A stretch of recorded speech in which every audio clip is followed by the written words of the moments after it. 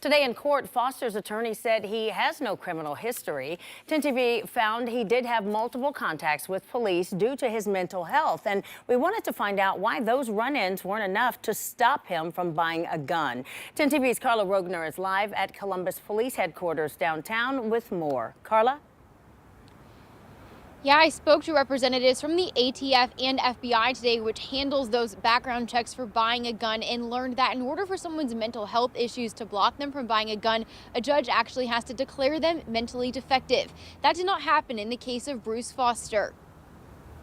Records from the Columbus Police Department show the family of Bruce Foster reported concerns about his mental health twice to police in 2022. Both times he was given pink slips, meaning he was involuntarily taken to the hospital on a mental health hold. In April 2022, Foster's family called and reported he was having delusions and paranoia, and made statements that he definitely thought about hurting other people, but only in self-defense. Then a month later, his family called again, reporting he was violent and not acting like himself. Neither of these incidents would have shown up when Foster went to buy a gun. We then take this information and we put it into the instant background check system. Eric Delbert is the owner of LEPD Firearms. He explains when someone comes into the shop to buy a gun, they must fill out this form from the U.S. Department of Justice. It asks, have you ever been adjudicated as a mental defective, or have you ever been committed to a mental institution? If you just read that line,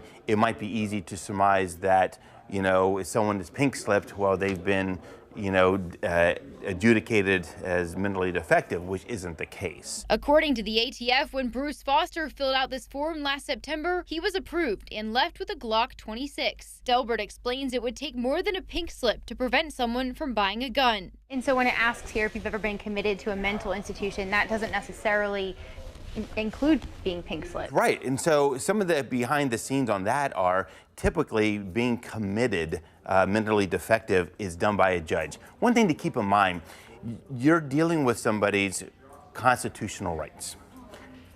In order to impede upon those rights or take away those rights, we have to have due process.